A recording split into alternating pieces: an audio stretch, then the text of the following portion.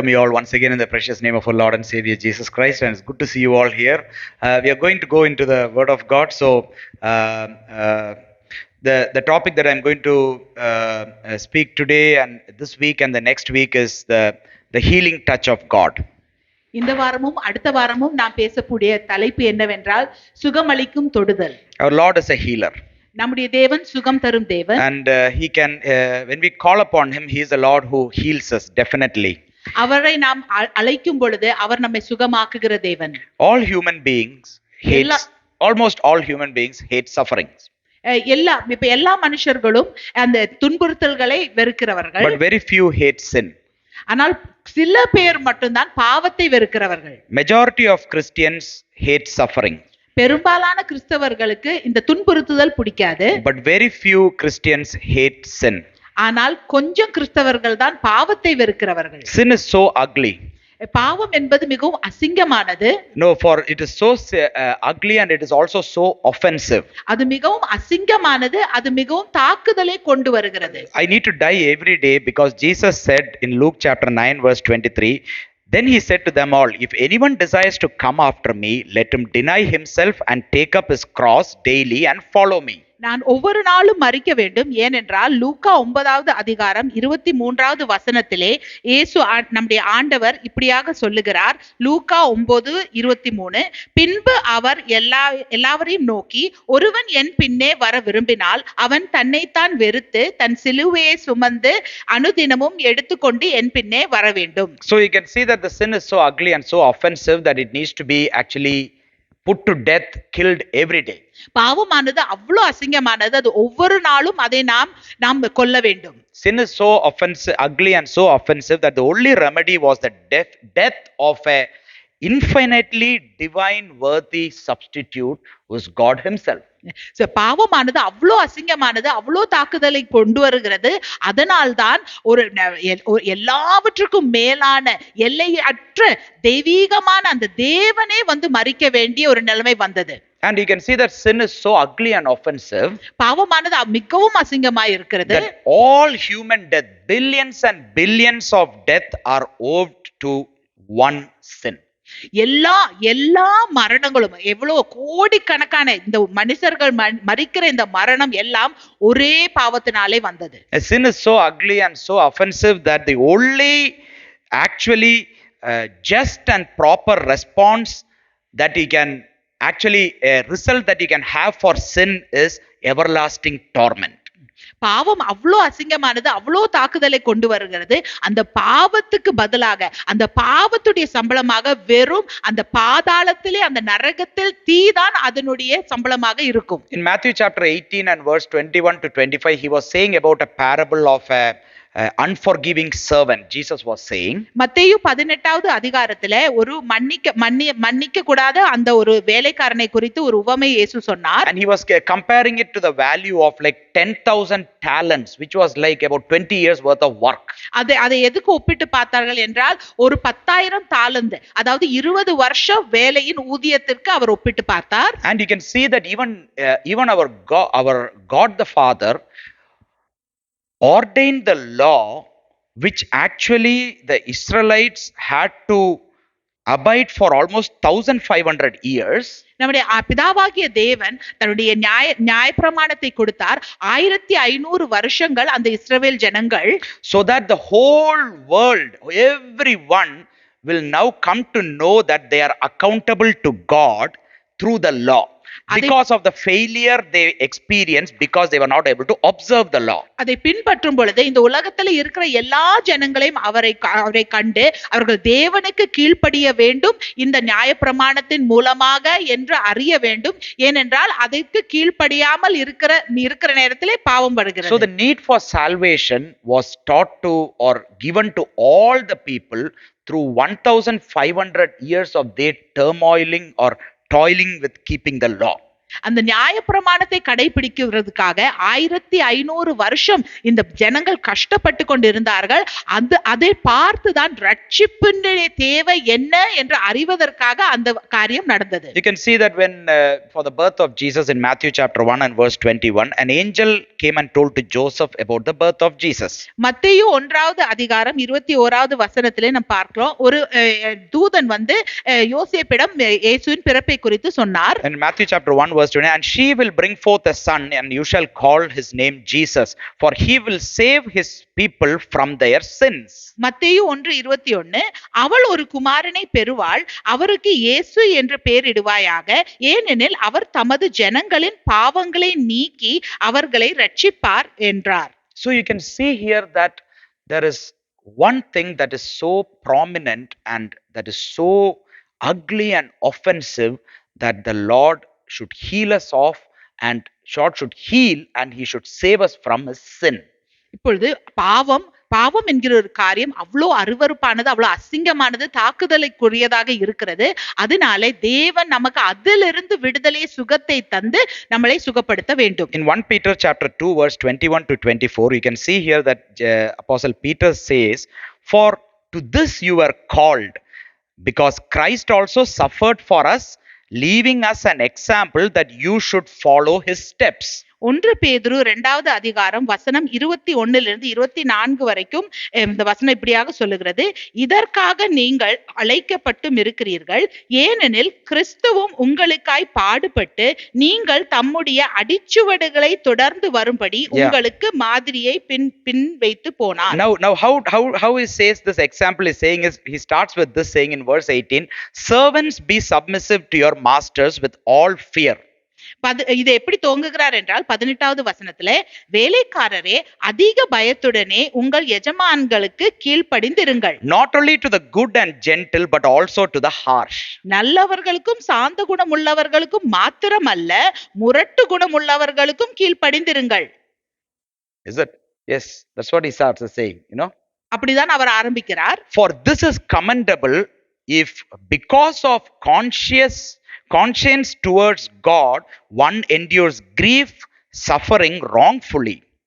19வது வசனம், ஏனெனில் தேவன் மேல் பற்றுதலாய் இருக்கிற மனசாட்சியின் நிமித்தம் ஒருவன் அநியாயமாக பாடுபட்டு உபத்திரவங்களை பொறுமையாய் சகித்தால் அதுவே பிரீதியாக இருக்கும். It is commendable to suffer wrongly, grief for God's sake.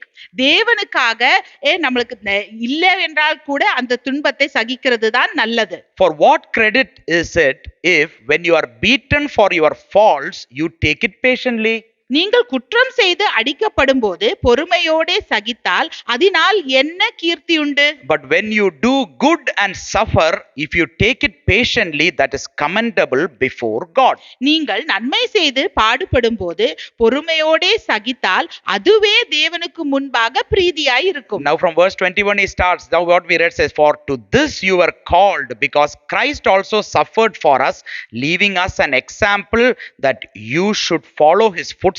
Verse 22, who committed no sin, nor was deceit found in his mouth. வசனம் 21, இதற்காக நீங்கள் அழைக்கப்பட்டும் இருக்கிறீர்கள், ஏனெனில் கிறிஸ்துவும் உங்களுக்காய் பாடுபட்டு நீங்கள் தம்முடைய அடிச்சுவடுகளை தொடர்ந்து வரும்படி உங்களுக்கு மாதிரியை பின்வைத்து போனார். 22, அவர் பாவம் செய்யவில்லை, அவருடைய வாயிலே வஞ்சனை காணப்படவும் இல்லை. Now in verse 23 and 24 he says, who when he was reviled did not revile and return, when he suffered he did not threaten, but committed himself to him who judges righteously. 23வது வசனம், அவர் வையப்படும் போது பதில் வையாமலும் பாடுபடும் போது பயமுறுத்தாமலும் நியாயமாய் தீர்ப்பு செய்கிறவருக்கு தம்மை ஒப்புவித்தார். Who, verse 24, who himself bore our sins in his own body on the tree, that we having died to sins might live for righteousness, by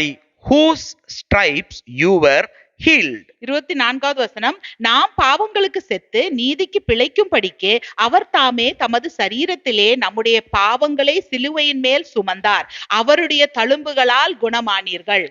So here he can say that he is saying that he bore our sins in his own body on the tree. அந்த சிலுவையின் மேலே நம்முடைய பாவங்களை அவருடைய சரீரத்தின் மேலே சுமந்தார். that we having died to sins நாம் பாவங்களுக்கு செத்து might live for righteousness, நீதிக்கு பிழைக்கும்படிக்கு by whose stripes we are healed. அவருடைய தழும்புகளால் நாம் சுகமானோம். Now we always apply this for bodily healing. Whenever you have a healing, you are having a headache, you have a heartache, you have a leg ache, or you have something, you say, by your stripes you are healed.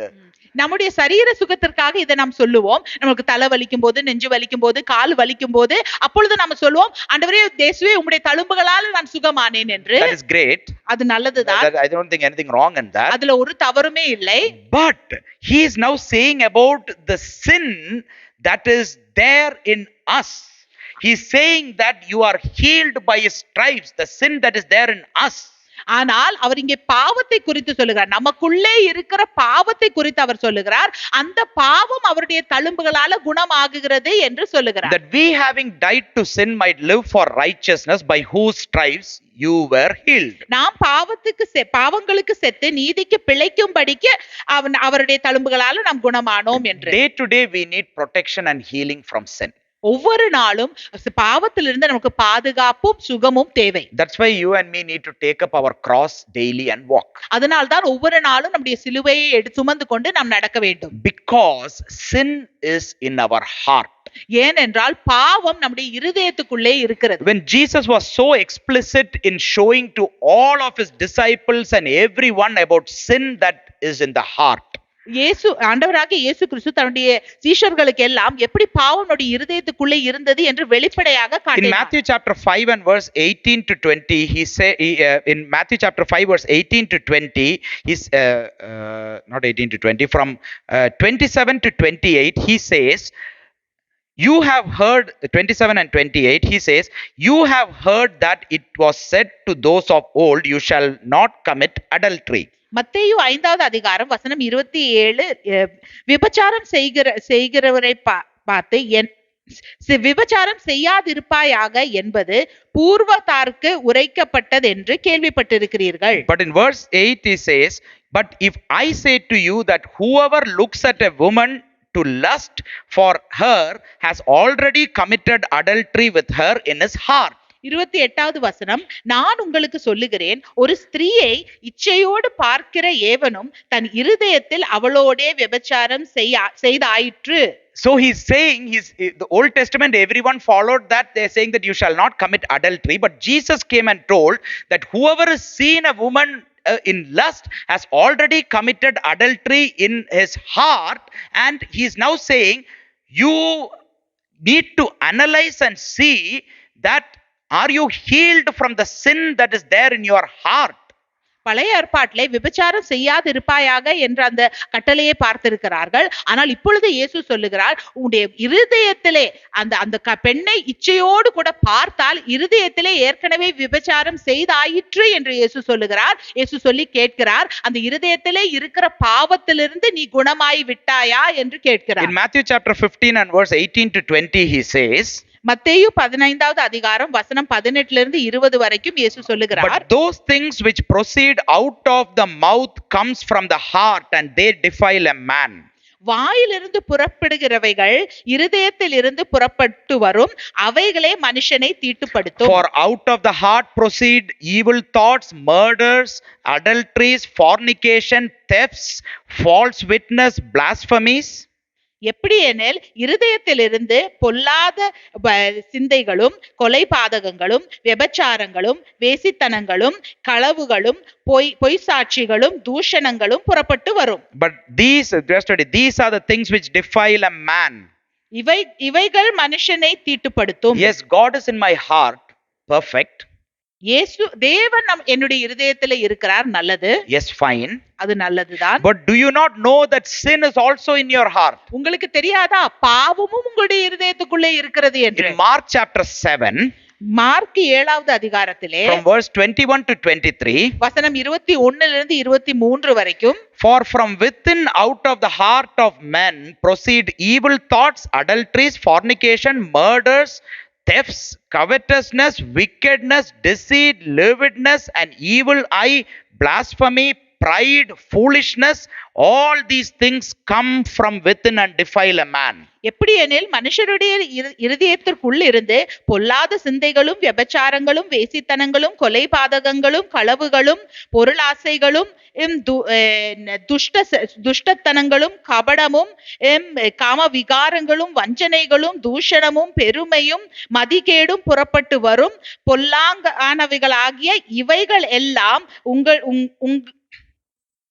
உங்களிலிருந்து புறப்பட்டு மனுஷனை தீட்டுப்படுத்துகிறது என்றார். Can you not see that there is all these sins are proceeding from our hearts, that is within our heart, sin in our heart? இந்த நீங்கள் பார்க்கவில்லையா, இந்த பாவங்கள் எல்லாம் உங்களுடைய இருதயத்துக்குள்ளே இருக்கிறது. உங்களுடைய இருதயத்திலிருந்து அது வெளியே புறப்பட்டு வந்து அது உங்களை தீட்டுப்படுத்துகிறது. In Jeremiah chapter 17 and verse 9, one of the prophets who wanted to speak the word of God to this Judah, was going to go into captivity. He's saying with all his strength, he's saying this verse. எரேமியா 17வது அதிகாரத்திலே எரேமியா தீர்க்கதரிசி தேவனுடைய வசனத்தை அவ்வளோ தீர்க்கமாக இந்த காரியத்தை குறித்து சொல்லுகிறார். Verse 9, the heart is deceitful above all things and desperately wicked. Who can know it? எல்லாவற்றை பார்க்கிலும் இருதயமே திருக்குள்ளதும் மகா கேடுள்ளதுமாய் இருக்கிறது. அதை அறியத்தக்கவன் யார்? Who can know? Can anyone here know that your heart is good? அதை அறியத்தக்கவன் யார்? யாருக்காவது தெரியுமா உங்களுடைய இருதயம் நல்ல இருதயம் என்று? The heart is deceitful above all things. எல்லாவற்றை பார்க்கிலும் இருதயமே திருக்குள்ளதாய் இருக்கிறது. Desperately wicked. மகா கேடுள்ளதுமாய் இருக்கிறது. Verse 10 he says, I the Lord search the heart, I test the mind, even to give every man according to his ways, according to the fruit of his doings. 10வது வசனம், கர்த்தராகிய நானே ஒவ்வொருவனுக்கும் அவனவன் வழிகளுக்கும் செய்கைகளின் பலனுக்கும் தக்கதாக கொடுப்பதற்கு இருதயத்தை ஆராய்கிறவரும் உள்ள இந்திரியங்களை சோதிக்கிறவருமாய் இருக்கிறேன். In Genesis chapter 6, during the time of Noah, you can see that the Lord says in Genesis chapter 6 verse 5, then the Lord saw that the wickedness of man was great in the earth, and that every intent of the thoughts of his heart was only evil continually. ஆதியாகமம் 6வது அதிகாரம் 5வது வசனத்திலே தேவன் சொல்லுகிறார், மனுஷனுடைய அக்கிரமம் பூமியிலே பெருகினது என்றும் அவன் இருதயத்தின் நினைவுகளின் தோற்றம் எல்லாம் நித்தமும் பொல்லாததே என்றும் கர்த்தர் கண்டு. He saw his heart, the heart of all men, and saw that every thoughts and intentions that come out of their heart is sinful.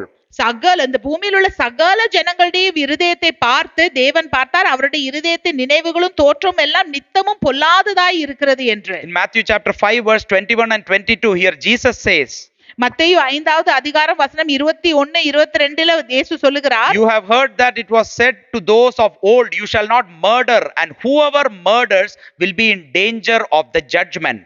கொலை செய்யாதிருப்பாயாக என்பதும் கொலை செய்கிறவன் நியாய தீர்ப்புக்கு ஏதுவாய் இருப்பான் என்பதும் பூர்வருக்கு உரைக்கப்பட்டது என்று கேள்விப்பட்டிருக்கிறீர்கள். But verse 22, but I say to you that whoever is angry with his brother without a cause shall be in danger of the judgment. 22வது வசனத்திலே, நான் உங்களுக்கு சொல்லுகிறேன், தன் சகோதரனை நியாயமில்லாமல் கோபித்துக் கொள்பவன் நியாய தீர்ப்புக்கு ஏதுவாய் இருப்பான். He is now judging the heart. He is calling a person who has sin in his heart as murderers. இப்பொழுது தேவன் அந்த இருதயத்தை நியாயம் தீர்க்கிறார். தன்னுடைய இருதயத்திலே அந்த பாவத்தை வைத்திருக்கிறவன் கொலையாளி என்று தேவன் சொல்லுகிறார். In New Testament for Ananias and Sapphira in Acts chapter 5 and verse 3 you can see. புதிய ஏற்பாட்டிலே அனனியாவுக்கும் சப்பீராளுக்கும் அப்போஸ்தலர் நடபடிகள் 5வது அதிகாரத்திலே நாம் பார்க்கலாம். But Peter said, Ananias, why has Satan filled your heart to lie to the Holy Spirit and keep back part of the price of the land for yourself? பேதுரு சொன்னார் அனனியாவை பார்த்து, தேவனிடம் ஆவியானவரிடம் பொய் சொல்ல உன்னுடைய இருதயத்திலே ஏவனது யார் என்று. So you can see that everything is now coming from the heart. You can now know that the heart is the one that we need to go in from the beginning. எல்லாமே இருதயத்திலிருந்து வருகிறது. அதனால நாம் அறிந்து கொள்ள வேண்டும், முதலாவதாக நம்முடைய இருதயத்திற்கு தான் நாம் செல்ல If there வேண்டும். is anything that needs to be done in our life, it needs to be first starting in our heart. நம்முடைய வாழ்க்கையில ஏதாவது செய்ய வேண்டும் என்றால் அது முதலாவதாக நம்முடைய இருதயத்திலிருந்து ஆரம்பிக்க Now, வேண்டும். what is the solution? இப்பொழுது அதுக்கு தீர்வு What is என்ன? the answer for this? இதற்கு பதில் என்ன? If there is no solution or no answer, then Christ is nothing. அதற்கு ஒரு தீர்வு இல்லை என்றால், பதில் இல்லை என்றால் இயேசு ஒன்றுமில்லை. Jesus is not about just posting 100 questions and not giving an answer. இது இயேசு கேள்வியை மட்டும் கேட்டு பதில் கொடுக்காதவர் அல்ல. We might be coming and asking hundreds of questions with not even the slightest of intention of knowing the answer, because we want the answer is our own ways. நாம் அநேக கேள்விகளை தேவனிடம் கேட்கலாம், அதற்கு ஒரு பதிலை எதிர்பார்க்காமலே கேள்வி கேட்கலாம். ஏனென்றால் நம்முடைய எதிர்பார்ப்பு எல்லாம் என்ன?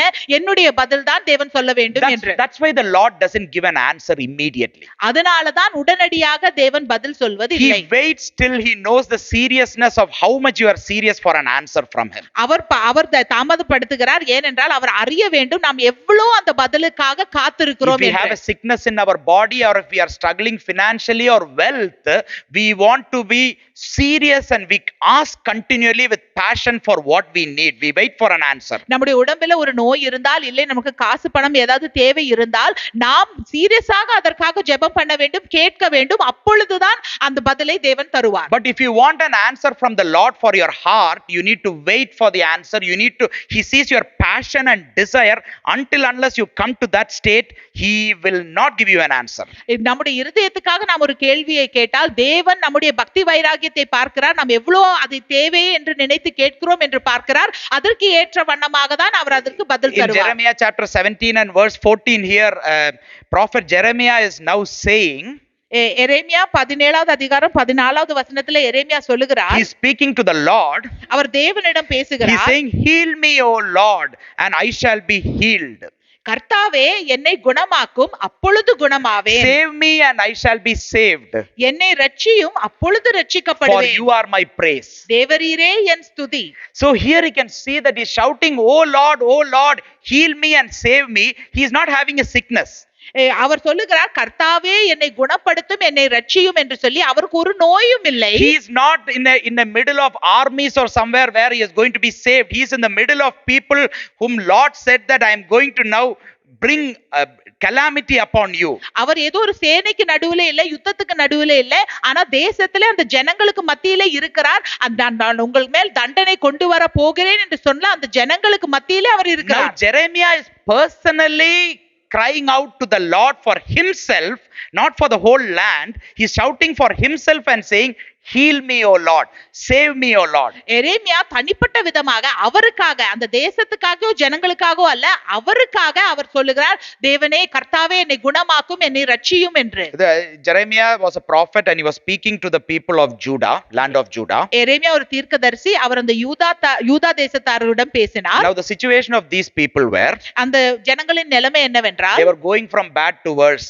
அவர் இன்னும் மோசமாக தான் போய் கொண்டிருந்தார்கள். Unless these people realize their real situation, இந்த ஜனங்கள் தங்களுடைய அந்த சூழ்நிலையை உண்மையாக உணர்ந்து, they repent and turn back to the Lord, அவர்கள் மனம் திரும்பி தேவனிடம் திரும்பினால்தான் nothing can stop them from that horrible disaster that the Lord was going to bring upon them. அதை செய்தால் மட்டும்தான் அவர் மேல் தேவன் வைத்திருக்கிற அந்த தண்டனையிலிருந்து அவர்கள் தப்பித்துக் கொள்ள முடியும். Now the whole thing was, they were having idolatry in their heart. They had lots of trusts and beliefs in things that were above God, and that was ruling their life. அவருடைய இருதயத்துல எல்லாம் விக்கிர ஆராதனை இருந்தது. அநேக காரியங்கள் தேவனுக்கு மேலாக, தேவனை தவிர அநேக காரியங்கள் மேல் அவர்கள் நம்பிக்கை வைத்துக் கொண்டிருந்தார்கள். When I say idolatry is anything that rises above God in your heart is an idol. விக்கிரக ஆராதனை என்று சொன்னால் உங்களுடைய இருதயத்துல தேவனுக்கு மேலாக எந்த காரியம் எழும்புகிறதோ அது எல்லாம் விக்கிரக ஆராதனை தான். Now he is saying from verse 5 onwards, thus says the Lord, cursed is the man who trusts in man and makes flesh his strength, whose heart departs from the Lord. எரேமியா 17:5 மனுஷன் மேல் நம்பிக்கை வைத்து மாம்சமானதை தன் புயபலமாக்கி கொண்டு கர்த்தரை விட்டு விலகுகிற இருதயமுள்ள மனுஷன் சபிக்கப்பட்டவன் என்று கர்த்தர் சொல்லுகிறார். For he shall be, verse 6, for he shall be like a shrub in the desert and shall not see good comes, when good comes, but shall inhabit the parched places in the wilderness, in a salt land which is not inhabited. 6வது வசனம், அவன் அந்தர் வெளியிலே கரையாலை போல செடியை போல இருந்து நன்மை வருகிறதை காணாமல் வனாந்தரத்தில் வறட்சியாய் இருக்கிற இடங்களிலும் குடியில்லாத உவர் நிலத்திலும் தங்குவான். But in verse 7 he says, blessed is the man who trusts in the Lord and whose hope is the Lord. 7வது வசனத்திலே, கர்த்தர் மேல் நம்பிக்கை வைத்து கர்த்தரை தன் நம்பிக்கையாய் கொண்டிருக்கிற மனுஷன் பாக்கியவான். So they are in a situation where God is going to bring calamity upon them. அவருடைய நிலைமை என்னென்றால் அவர்கள் மேலே ஒரு உபத்திரவத்தை தேவன் கொண்டு வர போகிறார். But we can see here Jeremiah whose eyes is on the Lord. ஆனால் இங்கே நாம் பார்க்கலாம் எரேமியா அவருடைய கண்கள் தேவன் மேலே இருக்கிறது. Whose attitude and his characteristics was, he saying, heal me O Lord, save me O Lord, if you heal me I will be healed. அவருடைய மனப்பான்மை என்னவென்றால் அவர் தேவனை பார்த்து அவர் சொல்லுகிறார், தேவனே என்னை குணமாக்கும், தேவனே என்னை ரட்சியும் என்று. Now he is saying, I am not among these people, I am here. Love, you heal me, I am listening to you. You heal me of the deceitfulness of my heart. Now I know you can heal it. அவர் சொல்லுகிறார், தேவனே இந்த ஜனங்கள் மத்தியிலே நான் இருக்கிறேன், ஆனால் என்னை குணமாக்கும், என் இருதயத்திலே இருக்கிற பொல்லாத காரியத்தை எடுத்து போட்டு என்னை குணமாக்கும் என்று சொல்லுகிறார். You save me, you heal me and you save me. You save me, you heal me. Look into my heart. You told about the heart, my heart is wicked. Now I am submitting that heart to you. You heal me that. இப்பொழுது அவர் சொல்லுகிறார், என்னுடைய இருதயத்தை குணமாக்கும், என்னுடைய இருதயத்தை பாரும், நீர் சொன்னீர் என்னுடைய இருதயம் திருக்குள்ளது என்று, மகா கேடுள்ளது என்று. ஆண்டவரே இப்பொழுது என்னுடைய இருதயத்தை பார்த்து என்னை குணமாக்கும் என்று. That was the attitude of Jeremiah. அதுதான் எரேமியாவுடைய மனப்பான்மை. But what do you think was the attitude of the other people there, the people of Judah? ஆனா அந்த யூதாவில் உள்ள மத்த ஜனங்களின் மனப்பான்மை என்ன? It clearly says in verse 15, the next verse. 15வது வசனத்திலே அது வெளிப்படையாக சொல்லப்படுகிறது. Indeed they say to me, where is the word of the Lord? Let it come now. இதோ இவர்கள் என்னை பார்த்து கர்த்தருடைய வார்த்தை எங்கே, அது இப்பொழுது வரட்டும் என்கிறார்கள். Now they are not ready to deal with the sin that is there in their heart. அவர்களுடைய இருதயத்துக்குள்ளே இருக்கிற பாவத்தை கையாள அவங்களுக்கு விருப்பம் இல்லை. They are not ready to join with Jeremiah and shout to the Lord and say, heal me, heal my heart so that I'll be healed. எரேமியாவோடு கூட சேர்ந்து கர்த்தாவே என்னுடைய இருதயத்தை குணமாக்கும், அப்பொழுது நான் குணமாவேன் என்று சொல்ல அவர்களுக்கு விருப்பம் இல்லை. He didn't shout out. They didn't want the intention to shout out and say, save me from the sins. That was not that like Jeremiah. எரேமியாவை போல என்னுடைய பாவத்திலிருந்து என்னை ரட்சியும் என்று கூக்குரலிட அவங்களுக்கு விருப்பம் இல்லை. But they wanted the word of the Lord. ஆனால் கர்த்தருடைய வார்த்தை அவர்களுக்கு தேவையாக இருந்தது. How many of you want the word of the Lord knowing that you have sin in your heart? எத்தனை பேர்கள் கர்த்தருடைய வார்த்தை எனக்கு வேண்டும் என்று நினைக்கிறீர்கள் உங்களுடைய இருதயத்திலே பாவம் இருக்கும் பொழுது? The Lord is already prompted to you that you have sin in your heart, but you are looking for word upon word to come to you. Might be like the people of Judah. கர்த்தர் ஏற்கனவே சொல்லிவிட்டார் உங்களுடைய இருதயத்திலே பாவம் இருக்கிறது, ஆனால் இன்னும் எனக்கு வார்த்தையை தாரும், இன்னும் எனக்கு வார்த்தையை தாரும் என்று கேட்டுக்கொண்டிருக்கலாம் இந்த யூதாவின் ஜனங்களை போல. The God was speaking continually to the people of Judah. அந்த யூதாவின் ஜனங்களோடு கூட கர்த்தர் பேசிக்கொண்டே இருந்தார். All these years, but they were not ready to deal with themselves. அத்தனை வருஷம் தேவன் பேசிக்கொண்டிருந்தார், ஆனால் அவர்களுடைய காரியத்தை கையாள அவங்களுக்கு விருப்பம் இல்லை. They were not ready to deal through the spoken word of God all these years. தேவன் பேசின அந்த வசனத்தை வைத்து அவருடைய இருதயத்தை கையாள அவங்களுக்கு விருப்பம் இல்லை. They were not ready to deal with their sinfulness. அவருடைய பாவத்தை கையாள விருப்பம் இல்லை. They were not ready to deal with their rebellious ways. அவருடைய முரட்டாட்டத்தை கையாள அவங்களுக்கு விருப்பம் இல்லை. But all the more they were looking for more word to come from the Lord. ஆனால் கர்த்தரிடத்திலிருந்து இன்னும் வார்த்தை வர வேண்டும் என்று எதிர்பார்த்து கொண்டு இருந்தார்கள். Now what should be the attitude or the language of a so-called Christian? ஒரு கிறிஸ்தவனுடைய ஒரு மொழி இல்ல ஒரு மனப்பான்மை எப்படியாக இருக்க வேண்டும்? Heal me O Lord, தேவனே கர்த்தாவே என்னை குணமாக்கும், that I shall be healed. அப்பொழுது நான் குணமாவேன். Save me, that I shall be saved. என்னை ரட்சியும், அப்பொழுது ரட்சிக்கப்படுவேன். See, healing is a very integral part of Christian life. ஒரு கிறிஸ்தவ வாழ்க்கையின் ஒரு முக்கியமான அம்சம் குணமாக்குதல். Whenever you say you know Jesus, if anyone has a sickness, they say, can you pray? யாருக்காவது ஒரு நோய் இருந்தால் உடனே அவர்கள் என்ன சொல்வார்கள்? எனக்காக ஜெபியுங்கள் என்று. If they have a sickness, they will go to a church nearby to be prayed. அவர்களுக்கு ஒரு நோய் இருந்தால் பக்கத்துல இருக்கிற ஒரு சர்ச்சுக்கு போவாங்க ஜெபம் Because பண்ணுவதற்கு. healing is an integral part of Christianity. ஏனென்றால் கிறிஸ்துவத்தின் ஒரு முக்கியமான அம்சம் குணமாக்குதல். But what is that healing? The healing of the heart is the most important part. ஆனால் அந்த முக்கியமான அந்த குணப்படுத்துதல் என்ன? நம்முடைய இருதயத்தை குணமாக்குகிறது தான் முக்கியமான அம்சமாக இருக்கிறது. What do you think is the characteristics of a Christian? ஒரு கிறிஸ்தவனுடைய ஒரு பண்பு என்ன என்று நீங்க What do you think is நினைக்கிறீர்கள்? the mark of a believer in Christ? ஒரு கிறிஸ்தவ விசுவாசியுடைய அடையாளம் என்ன என்று நினைக்கிறீர்கள்? A believer in Jesus realizes the need of healing from sin in his life. இயேசுவில் விசுவாசிக்கிற ஒரு விசுவாசி தன்னுடைய வாழ்க்கையில பாவத்திலிருந்து ஒரு சுகமாக்குதல் வேண்டும் என்று உணர்கிறார். He realizes his need of healing. அவன் குணப்படுத்தலுடைய முக்கியத்துவத்தை அவன் He realizes உணர்கிறான். his need of salvation. எனக்கு ரட்சிப்பு வேண்டும் என்று அந்த தேவையை அவன் உணர்கிறான். Now when Jeremiah prayed and he told, "Heal me, O Lord, so that I shall be healed," எரேமியா ஜெபித்து கர்த்தாவே என்னை குணப்படுத்தும் அப்பொழுது நான் குணமாவேன் என்று ஜெபித்த பொழுது it is actually first, it is a petition to the Lord to heal, but it is more also a confession from his heart that he is sick. அது என்னவென்றால் முதலாவதாக தேவனிடத்தில் அவர் ஒரு வேண்டுதலை கொடுக்கிறார் என்னை குணமாக்கும் என்று. ஆனால் அதற்கு முன்பாக நான் நோயாளியாக இருக்கிறேன் என்ற அறிக்கை அவர் இடுகிறார். So it was a petition with a confession from his heart. அது அவர் ஒரு பெட்டிஷனை கொடுக்கிறார், ஒரு ஜெபத்தை ஜெபிக்கிறார். ஆனால் அவருடைய நிலைமை என்ன என்று அறிவித்து அவர் ஜெபிக்கிறார். You know, you can know about a man ஒரு மனிதனை குறித்து நீங்கள் அறியலாம் by what he is asking about himself or thinking about himself. You will know from what he asks. அவன் கேட்கிறதை வைத்து ஒரு மனுஷன் கேட்கிறதை வைத்து ஒரு மனுஷன் எப்படிப்பட்டவனும் தன்னை குறித்து எப்படியாக நினைக்கிறான் என்பதையும் நீங்கள் அறிந்து கொள்ள முடியும். You can see by the what he is asking, you can understand, or you can think what that person is thinking.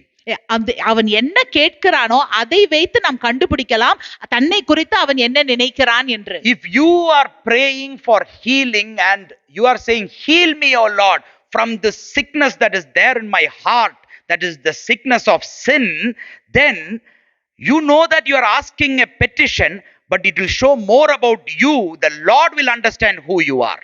இப்பொழுது நீங்கள் பார்த்து கர்த்தாவே என்னுடைய இருதயத்தை குணமாக்கும் என்று நீங்கள் கேட்கும் பொழுது அது தெரியும், அது நம்முடைய ஒரு வேண்டுதல். ஆனால் அதை வைத்து தேவன் அறிந்து கொள்ளுவார் நீங்கள் பாவி என்று நீங்கள் ஒத்துக்கொள்கிறீர்கள் என்று அறிந்து I கொள்ளலாம். believe this should be an attitude of a Christian. இதுதான் ஒரு கிறிஸ்தவனுடைய மனப்பான்மையாக இருக்க வேண்டும். You know, if you ask someone, "Why do you call yourself a Christian?" யாரையாவது பார்த்து நீங்கள் கிறிஸ்தவர்கள் என்று ஏன் சொல்லுகிறீர்கள் என்று Or கேட்டால், can you give me a definition of a Christian? ஒரு கிறிஸ்தவன் என்றால் யார் என்று நீங்க சொல்ல முடியுமா, விவரிக்க முடியுமா என்று கேட்டால், Well, very popular answer they might say is that a Christian is a man who leads a good life. பெரும்பாலாக இப்படியாக சொல்லுவாங்க, ஒரு நல்ல வாழ்க்கை வாழுகிறவன் ஒரு கிறிஸ்தவன் என்று. And that good life has their own individual thoughts or perspective of what is good. இப்போ ஒரு நல்ல வாழ்க்கை என்று சொன்னால் ஒவ்வொருத்தருக்கும் அந்த நல்ல வாழ்க்கை என்பதற்கு ஒரு விலாவரி இருக்கலாம். Everyone according to their own goodness can define good and say, "I lead a good life." தன்னுடைய சொந்த நன்மையை பார்த்து இப்படிதான் வாழ்வதுதான் நல்ல வாழ்க்கை என்று ஒவ்வொருத்தரும் வித்தியாசமாக சொல்லலாம். And anyone who can define what is bad by thinking about whom they don't like, and then say that this is bad, so I am good. அவர்களுக்கு யாரை பிடிக்காதோ அவர்களை நினைத்து பார்த்து கெட்ட வாழ்க்கை என்று சொன்னால் இப்படிதான் என்று விவரித்தால் அதுதான் கெட்டது என்று அவர்கள் நினைக்கலாம். But that's not what scripture says about who a Christian is. ஆனால் வேதம் அப்படியாக சொல்வதில்லை. கிறிஸ்தவன் என்றால் அப்படி என்று சொல்வதில்லை. The scripture firstly says that a Christian is ill.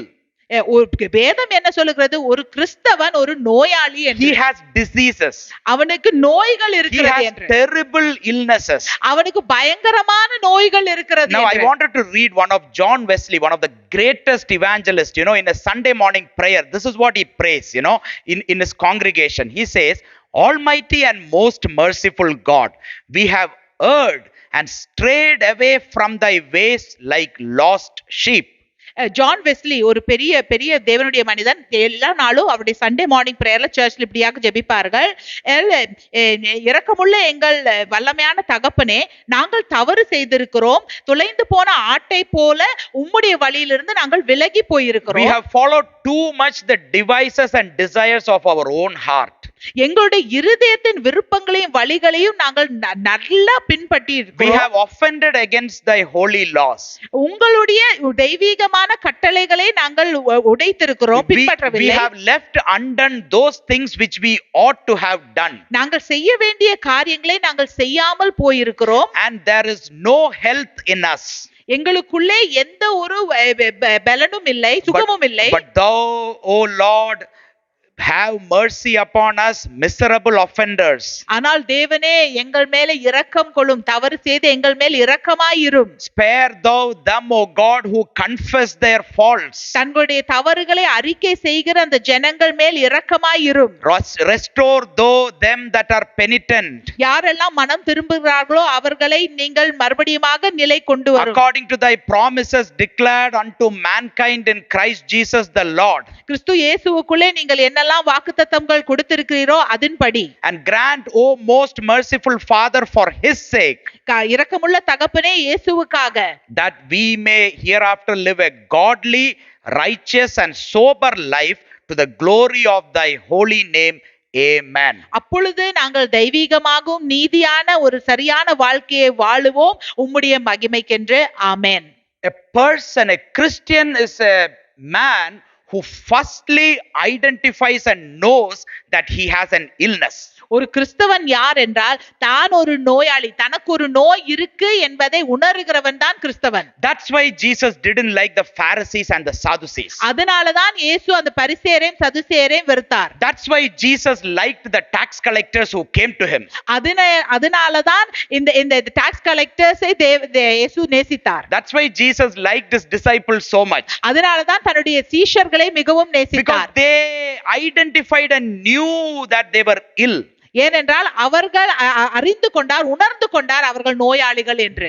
They asked the foolish questions, but because they identified they were foolish, the Lord knows that he could work on them. மூடத்தனமான கேள்விகளை எல்லாம் கேட்டார்கள். அவர்கள் மூடர்கள் என்று அவர்கள் உணர்ந்ததினாலே தேவன் அவர்களுக்கு பதில் கொடுத்தார். See, the first mark of a Christian believer, the first mark of a Christian believer, ஒரு கிறிஸ்தவ விசுவாசியின் முதலாவது அடையாளம் என்னவென்றால், is the consciousness of his sins.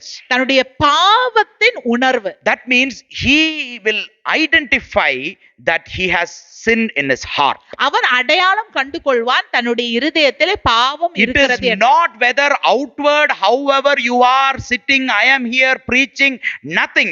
He identifies firstly that he has sin in his heart.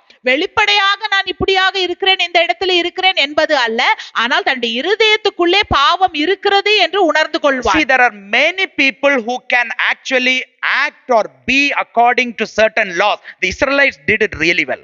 இந்த நியாயப்பிரமாணத்தை போல அநேக நன்றாக நல்ல வழியில எல்லாம் நாம் வெளியில காண்பித்துக் கொள்ளலாம் இஸ்ரவேல் ஜனங்களை போல. Pharisees, Sadducees, chief priests, scribes, law teachers, everyone did it well. இந்த பரிசேயர் சதுசேயர் அந்த வேத பாரகர் எல்லாருமே அப்படியாக சரியாக செய்தார்கள். But a person, a mark of a Christian is a consciousness of sin in his heart. ஆனால் ஒரு கிறிஸ்தவனுடைய அடையாளம் என்னவென்றால் தன்னுடைய இருதயத்திலே இருக்கிற பாவத்தின் உணர்வு. And need a deliverance day to day. ஒவ்வொரு நாளும் எனக்கு அதிலிருந்து விடுதலை வேண்டும் என்ற உணர்வு. It is so basic and fundamental. அதுதான் மிகவும் அடிப்படையான ஒரு தேவை. See, a person who says, oh, I am like, not 100% perfect like every other man, they are not 100% perfect. Show me a perfect man in this world.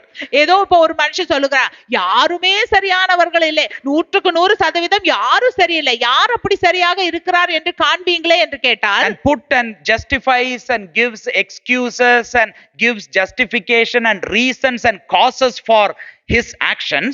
தன்னுடைய செயலுக்கான எல்லா காரண காரியங்களை எல்லாம் ஒவ்வொன்றையும் சரி காட்டிக் கொண்டு இருக்கும் பொழுது, he is not proclaiming Christ. அவன் இயேசுவை சாட்சிகரிக்கிறது இல்லை. Heal me, O Lord, in my flesh dwells no good things. என்னை குணமாக்கும் ஆண்டவரே, என்னுடைய மாம்சத்துக்குள்ளே எந்த ஒரு நன்மையும் இல்லை. See, this was the language of prophets like Jeremiah. This was the language of apostles. Paul, you can see everyone, Peter, everyone, the language was this, that Lord, there is nothing good in my flesh. Wretched a man I am. There is nothing good that is dwelling in me. இப்ப இந்த தீர்க்கதரிசி எரேமியாவை எடுத்தாலும் சரி, அப்போஸ்தலர் பேதுரு பவுலை எடுத்தாலும் சரி, அவர் சொல்லுகிற வார்த்தை என்னவென்றால், அவருடைய மொழி என்னவென்றால், ஐயோ நான் அதமான மனுஷன், என்னுடைய சரீரத்துல எந்த நன்மையும் இல்லை, எனக்குள்ளே பாவம் நிறைந்திருக்கிறது என்றுதான் அறிக்கையிட்டார்கள். A wretched man, deliver me, O Lord. That was what was their cry. They wrote the whole, Apostle Paul wrote the whole of Romans about deliverance, freedom from slavery of sin, dominion of over, now we are not under the dominion of sin, we are freed from sin. Everything he wrote, but his first confession was, wretched a man I am, there is nothing good that dwells in myself. அப்போஸ்தலனாகிய பவுல் அந்த ரோமரை எழுதும்போது, ரோமருக்கான கடிதத்தை எழுதும் பொழுது, அந்த பாவத்தின் அடிமைத்தனத்திலிருந்து நாம் விடுதலை ஆக வேண்டும் என்று சொல்லி எழுதி இருக்கிறார். ஆனால் முதலாவதாக அவர் சொன்னார், நான் ஒரு கேடுள்ள மனுஷன், நான் ஒரு பாவி என்று அவர் அறிக்கையிட்டார். These saints actually who looked at themselves had a different story to say about themselves. இந்த தேவ மனுஷர்கள் அவர்கள் நோக்கி பார்க்கும் பொழுது அவர்களை குறித்து ஒரு வித்தியாசமான கதையை தான் அவர்கள் சொன்னார்கள். Oh holy Lord, I need deliverance. ஓ பரிசுத்தமுள்ள தேவனே, எனக்கு விடுதலை தேவை. I need healing in my life. என்னுடைய வாழ்க்கையில எனக்கு சுகம் தேவை. Oh righteous God, நீதி உள்ள தேவனே, deliver me from my unrighteousness. என்னுடைய அநீதியிலிருந்து என்னை விடுவியும். See, you can put how many ever arguments in front of God. தேவனுக்கு முன்பாக பல காரணங்களை நாம் போடலாம். You can go in front of God and say that, you know what, I think I am not like that bad. I do some good things according to whatever is in my mind. நாம் தேவனிடத்துல போய் சொல்ல, நான் அவ்வளவு மோசமான மனுஷன் இல்ல ஆண்டவரே, எனக்கு ஏற்றபடி நான் நல்ல காரியங்களை எல்லாம் செய்கிறேன். And they also within themselves might expect something else from God. அவர்களுக்குள்ளேயே தேவனிடத்திலிருந்து சில காரியங்களை அவர்கள் எதிர்பார்க்கவும் செய்வார்கள். He will expect God to show the difference between a person who does good and a person who does bad. அவருடைய எதிர்பார்ப்பு இப்படியாக இருக்கலாம், நன்மை செய்கிற ஒரு மனுஷனுக்கும் தீமை செய்கிற மனுஷனுக்கும் ஒரு வித்தியாசத்தை தேவன் காட்ட வேண்டும் என்று எதிர்பார்த்து கொண்டிருக்கலாம். Lord, you should show a difference between me and another person who is doing bad. Then only my goodness can be shown outside. Then only you can say that I am really good. You should show a difference. தேவனே, எனக்கும் இந்த தீமை செய்கிற இந்த மனுஷனுக்கும் ஒரு வித்தியாசத்தை நீங்கள் காண்பிக்க வேண்டும். அப்பொழுதுதான் நான் செய்கிற நன்மை வெளிப்படையாகும். அப்பொழுதுதான் அந்த வித்தியாசம் எல்லாருக்கும் தெரியும். So they will say them as good, and might be even without them knowing, unconsciously or consciously they will see others as bad. இப்போ தன்னைத்தானே நான் நல்லவன் என்று சொல்லி தெரிஞ்சோ தெரியாமலோ மற்றவர்களை கெட்டவர்கள் என்று சொல்லலாம். That will be like, oh, that is bad, this is bad, this is bad, that is all bad, means that meaning is I am good. அது சரியில்லை, இது தவறு, அது தவறு, இது தவறு என்று சொன்னால் அதற்கு அர்த்தம் என்ன? நான் எல்லாம் சரிதான். See, this was the sort of arguments that the Pharisees made to Jesus. பரிசேயர் இப்படியாக தான் இயேசுவுடன் பேசினார்கள். They did whatever good they did according to whatever the law or something. நியாயப்பிரமாணத்தின்படி அவர்கள் சரியான நல்ல காரியங்களை எல்லாம் செய்து கொண்டிருந்தார்கள். And they wanted them to be recognized as good as compared to other people as bad. மற்றவர்களை விட இவர்கள் நல்லவர்கள் என்று தேவன் அங்கீகரிக்க வேண்டும் என்று எதிர்பார்த்து கொண்டு இருந்தார்கள். But when Jesus came and he told the Son of Man has come to seek and save the lost. இப்போ இயேசு வந்து சொல்லி மனுஷகுமாரன் தொலைந்து போனவர்களை தேடி வந்தார்கள் என்று சொன்ன பொழுது, and added the Pharisees and Sadducees to those list of lost. அந்த துளைந்து போனவர்களுடைய பட்டியல்ல அந்த பரிசேயர் சதுசேயர்களையும் சேர்த்து கொண்ட பொழுது, they started becoming furious. அப்பொழுது அவர்கள் கோபம் கொண்டார்கள். And they started resenting. அப்பொழுது அவர்கள் இயேசுவை வெறுக்க ஆரம்பித்தார்கள். So a Christian man, ஒரு கிறிஸ்தவ மனிதன், is one who has come to know about himself. தன்னை குறித்து அவன் அறிந்திருக்கிறான். That there is something gravely or essentially wrong within himself. அவனுக்குள்ளே ஏதோ ஒரு காரியம் மிகவும் தவறாக இருக்கிறது என்று அவன் அறிந்து கொள்ளுகிறான். Before he knew Jesus, he didn't realize it. இயேசுவை அறிவதற்கு முன்பாக அதை அவன் உணரவில்லை. But when he met Jesus, ஆனால் இயேசுவை சந்தித்த பொழுது this consciousness has come to him. இந்த உணர்வு அவனுக்குள்ளே வந்துவிட்டது. This consciousness is not a one day consciousness and then he says, in Christ you are a new creation. So now from there on a new theology theology. Oh, fine. Whatever is there, don't worry about sin. Sin will be suppressed by God within me. Whatever comes out, slowly, slowly, sin is being eradicated within me, and just justify what we are doing is not scriptural at all. இது ஏதோ ஒரு நாளைக்கு வருகிற திடீரென்ற உணர்வு. ஓ, இது வந்து விட்டது, இந்த நாளுக்கு அப்புறம் நான் கிறிஸ்துவுக்குள்ளே புது சிருஷ்டியாக இருக்கிறேன், எனக்குள்ளே என்ன இருக்கிறதோ அதையெல்லாம் கவனிக்கவே வேண்டாம், மெதுவாக ஆண்டவர் அதை எல்லாத்தையும் சரி பண்ணி கொண்டு வருவார், நான் எதை பத்தியும் கவலைப்பட வேண்டாம் என்று நினைக்கிறது வேதத்துக்கு உரியது அல்ல. A person who only listen to a man's words or man's preaching or man showing one word here and we listening that and coming will always fall into this trap. ஒரு மனுஷனுடைய வசனத்தையோ ஒரு மனுஷனுடைய பிரசங்கத்தையோ மட்டும் கேட்டு ஏதோ ஒரு மனுஷன் இங்கே அங்க ஒரு வசனத்தை காண்பிக்கிறத மட்டும் படித்து கொண்டு இருந்தால் அவன் ஒரு கண்ணியிலே சிக்கி விடுவான். If he is living in the interpretation of a verse from a person just and not putting an effort in the Lord, இப்ப அவன் ஒரு மனுஷன் சொல்லுகிற வார்த்தை மட்டும் கேட்டுக்கொண்டு தேவனுக்குள்ளே கர்த்தருக்குள்ளே ஒரு காரியம் செய்யாவிட்டால் then he can easily fall into this deceptive thoughts. அப்பொழுது அவன் இந்த மாதிரியான ஏமாற்றுகிற அந்த சிந்தனைக்குள்ளே விழுந்து விடுவான். You know, a Christian is a man who should actually call a spade a spade. You know, it's a saying. இப்போ ஒரு கிறிஸ்தவன் என்றால் ஒரு காரியத்தை அப்படி உள்ளபடி அவன் சொல்ல வேண்டும். You know, I'm not saying outside at least, don't go and say firstly outside, but inside you need to say within you what is what. வெளியே முதல்ல சொல்றத பத்தி நான் சொல்லல, அட்லீஸ்ட் உங்களுக்குள்ளேயாவது உள்ளதை உள்ளதுபடி சொல்ல வேண்டும். Conscious that, you know, if there is greed, then I am having greed. I have lust, I have lust. I have undesirable passions, I have undesirable passions. I have worldliness in me, that means I need to agree and say that I have worldliness within me. எனக்குள்ளே பொறாமை இருந்தால் நான் சொல்ல வேண்டும் எனக்குள்ளே பொறாமை இருக்கு, எனக்குள்ளே காமம் இருந்தால் நான் சொல்ல வேண்டும் எனக்குள்ளே காமம் இருக்கு, எனக்குள்ளே பொருளாசை இருந்தால் நான் சொல்ல வேண்டும் எனக்கு பொருளாசை இருக்கு. எது உள்ள இருக்கிறதோ உண்மையாக அதை அறிக்கையிட வேண்டும். You know, don't call a spade an equipment, a technological equipment with a long handle that is trying to dig the earth from the ground. Just say it's a spade that is within you. ஏதோ ஒரு ஸ்பேட பார்த்து அது ஒரு உபகரணம், அதுக்கு அப்படி நீளமா ஒரு கைப்பிடி இருக்கு, அதை வைத்து நம் மண்ணை தோண்டலாம் என்றெல்லாம் சொல்லி அது ஒரு மண் தோண்டி அப்படி விவரிக்க வேண்டாம். And he realizes that he is sinful and wrong. A Christian, ஒரு கிறிஸ்தவன் உணர்ந்து கொள்ளுகிறான் அவன் தவறு செய்கிறவன், அவன் ஒரு பாவி என்று. Apostle Paul was wrong and he was guilty of what he did. அப்போஸ்தலனாகிய பவுல் தவறு செய்தான், அவன் செய்த செயலுக்கு அவன் குற்றவாளியாக இருந்தான். Within him he was guilty. He knew there is wrong in him. அவனுக்குள்ளே இருந்த அந்த காரியத்தை குறித்து அவன் குற்ற உள்ளவனாக இருந்தான், அவனுக்கு அது தெரிஞ்சது. And he was guilty of such things.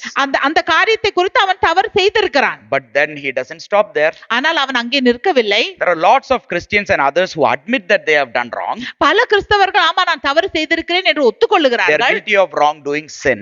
ஆமா பாவம் செய்திருக்கிறேன் என்று ஒத்துக்கொள்ளுகிறார்கள். But doesn't spend time, or are you aware of the cause of that? ஆனால் அதற்காக ஒரு நேரம் செலவழிக்கிறதில்லை, அதோடைய காரணம் என்ன என்று கண்டுபிடிக்கிறதில்லை. If you and me admit that you and me are wrong and you are guilty of sin, then have you spent time, or do you analyze, or do I analyze what is the cause or reason of that wrong? இப்பொழுது நான் ஒரு தவறு செய்திருக்கிறேன், பாவம் செய்திருக்கிறேன் என்று நான் உணர்ந்து கொள்ளுகிறேன், ஆனால் நான் நேரத்தை செலவிடுகிறேனா, நான் போய் ஆராய்ந்து பார்க்கிறேனா இந்த தவறை நான் எதனாலே செய்திருக்கிறேன் என்று. You know, leave alone multitude number of sins. Why am I guilty of a one sin? பல பாவங்களை எல்லாம் மறந்து விடுங்க, ஒரு பாவத்தை எடுத்துக்கொள்ளுங்க, இந்த ஒரு பாவத்தை நான் ஏன் செய்கிறேன். Now what is the second mark of a Christian?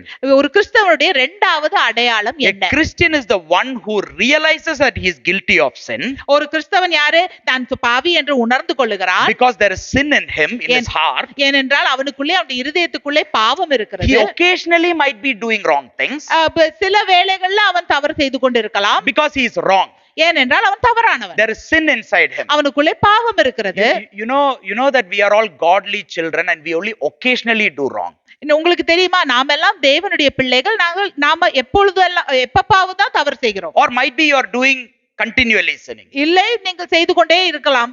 You know, we sometimes give a spacing to make ourselves good, is that one thing I'll keep to a level, and when I think that it is going beyond a limit, just leave that and repent and do something else, a ministry or something, and slowly then try to pacify, you know. So you might be doing something occasionally wrong. ஒருவேளை நாம் நினைச்சு கொண்டிருக்கோம், சரி இந்த காரியத்தை நான் இப்பொழுது பார்க்கல, ஆனா அது ரொம்ப பெருசாச்சுன்னா, ரொம்ப செய்ய ஆரம்பித்தேன்னா அதை அப்படி நிப்பாட்டி நான் இப்படியாவது அதுல இருந்து வெளியில வர பாக்குறேன் என்று சொல்லி ஒருவேளை அப்பப்ப தவறு செய்கிற மனிதராக இருக்கலாம். So you can see that what was the language of prophets and men of God and Abraham and all the apostles. What were they speaking?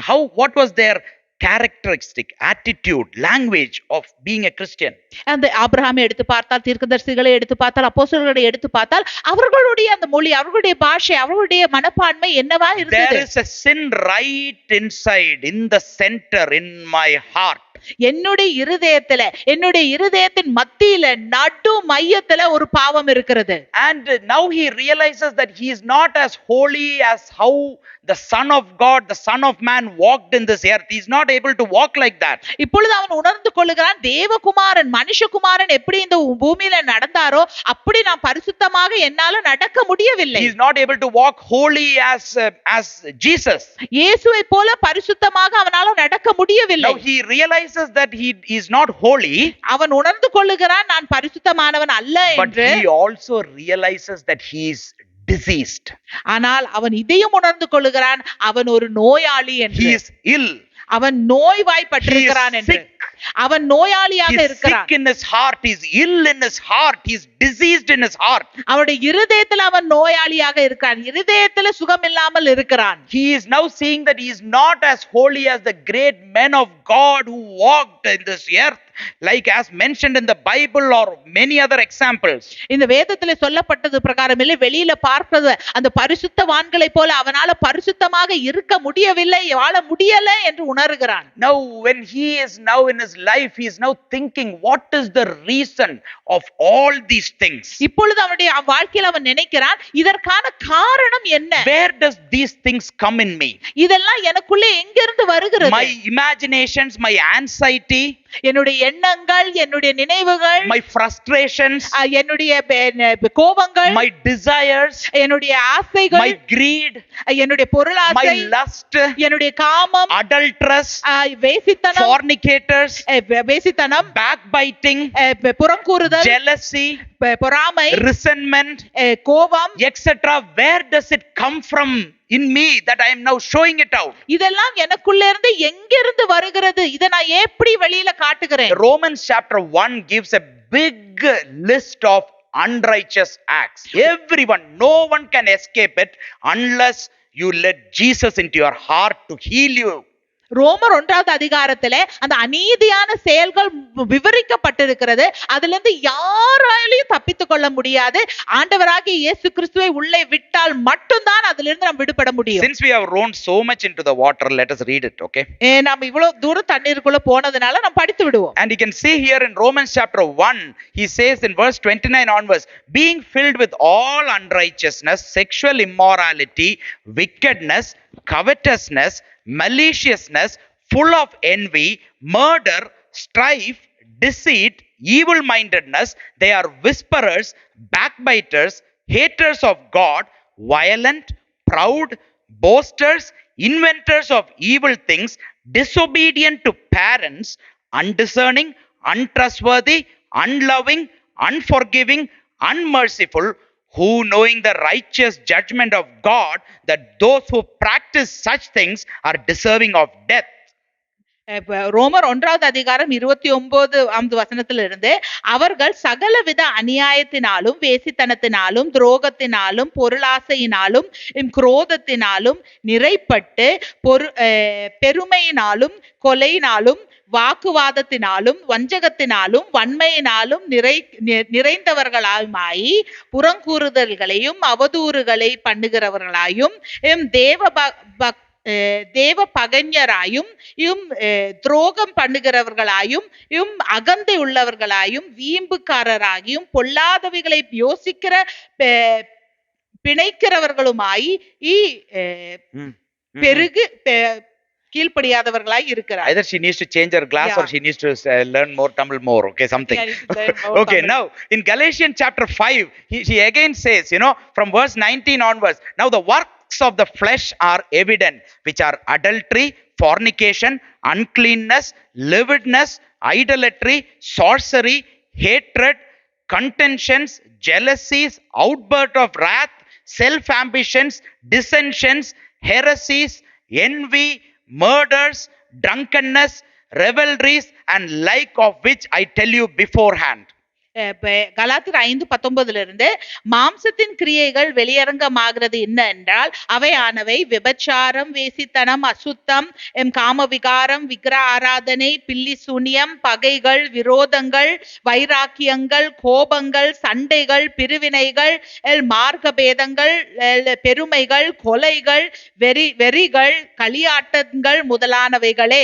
இப்படிப்பட்டவைகளை செய்கிறவர்கள் தேவனுடைய ராஜ்யத்தை சுதந்தரிப்பது இல்லை என்று முன்னே நான் சொல்லி இருக்கிறது போல இப்பொழுதும் உங்களுக்கு சொல்லுகிறேன். Can anyone say that this is not in me, any one of them here?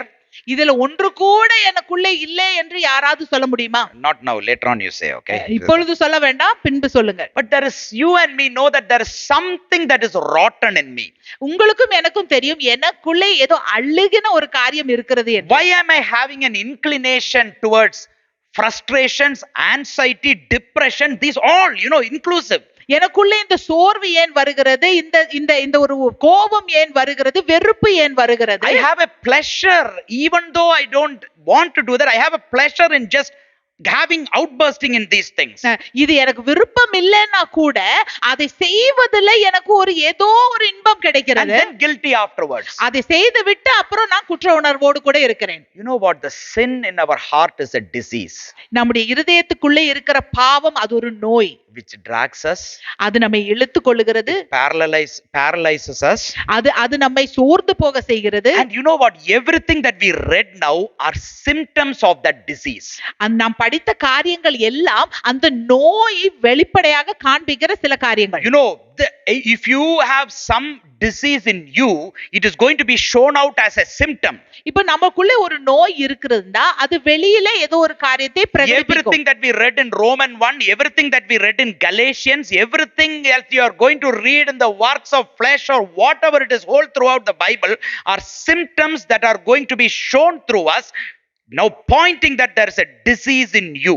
நம்ம ரோமர் 1வது அதிகாரத்துல படித்தது, கலாத்தியர் 5ல படிக்கிறது, மாம்சத்தின் கிரியை எல்லாம் நம்ம படிக்கிறது எல்லாம் உள்ளே இருக்கிற நோய் வெளிப்படையாக சில காமிக்கிற காரியங்கள் தான் அது. When you in your human body, when your life in your body, when there is a symptom that is shown, என்னுடைய மனுஷ சரீரத்துல ஏதோ ஒரு நோய் இருக்கும் பொழுது, you will now go and check that symptoms to see what is the problem underlying. அந்த நோயின் அறிகுறி வரும் பொழுது அந்த நோய் எனக்குள்ள இருக்கிற நோய் என்று நான் ஆராய்ந்து பார்ப்பேன். Whereas the disease originated is going to be found by the symptoms. அந்த அறிகுறியை வைத்துதான் இந்த நோய் எங்கிருந்து உண்டாயிற்று என்று நாம் கண்டுபிடிக்க முடியும். Now when you see the symptoms that is there, that is shown out, then you will know that your disease is in the heart, in your heart, in my heart. இந்த அறிகுறிகளை நாம் பார்க்கும் பொழுது நாம் அறிந்து கொள்ளலாம் அந்த நோயானது நம்முடைய இருதயத்துக்குள்ளே தான் இருக்கிறது. This was the language of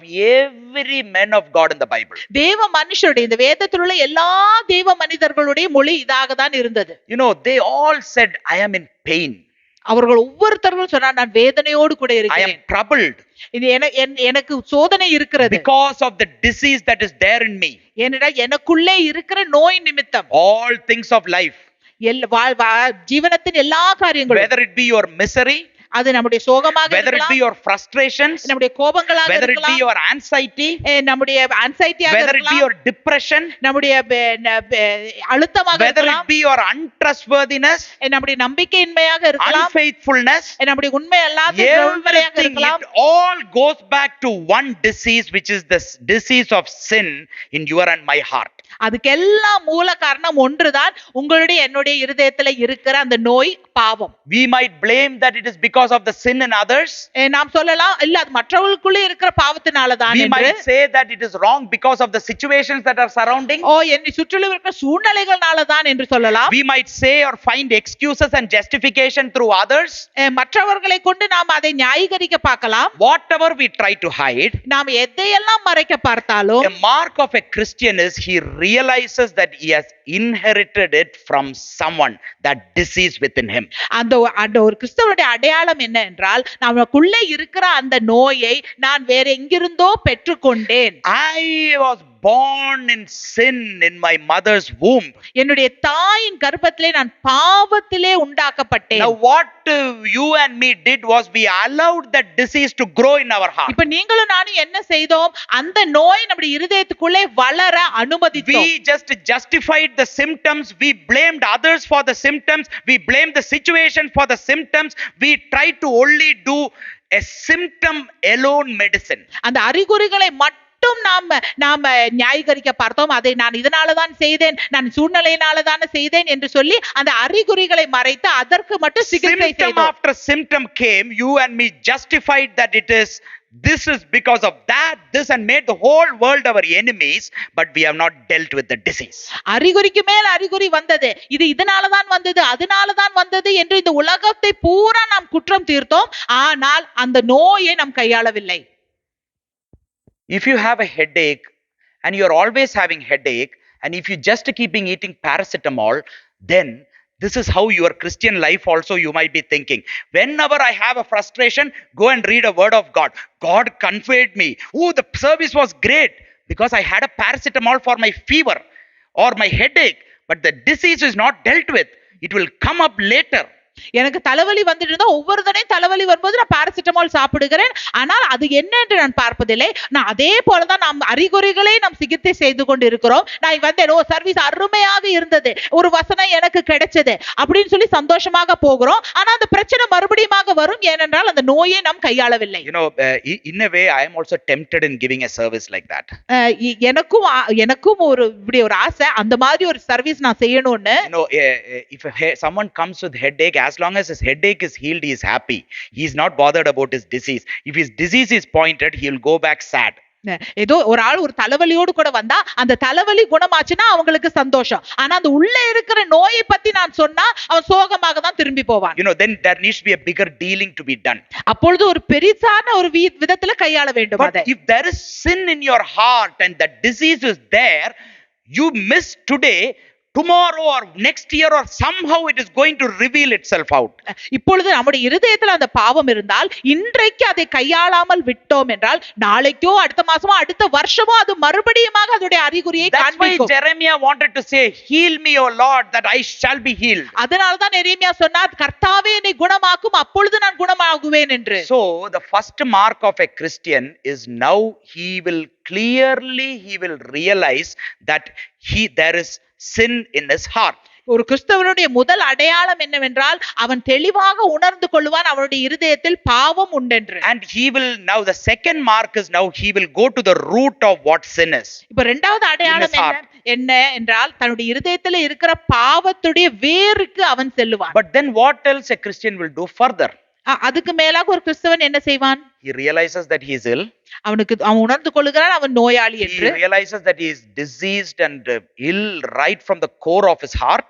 அவனுடைய இருதயத்தில் உள்ள இந்திரியங்கள்ல அவனுக்கு பாவம் இருக்கு, அவனுக்கு நோய் இருக்கு என்று உணர்ந்து கொள்கிறான். But he also realizes one thing, that he cannot treat that illness by himself. அவன் உணர்ந்து கொள்கிறான் அந்த நோயை சிகிச்சை செய்ய அவனால முடியாது. How many of us want to have a whole pharmacy in our house without going to the doctor? ஒரு டாக்டரிடம் போகாமல் நம்ம வீட்டிலேயே ஒரு பார்மசி வைக்க வேண்டும் என்று எத்தனை பேர் விருப்பமாக இருக்கிறீர்கள்? Anyone is going to India, most of the times Indian ask is bring antibiotics for me.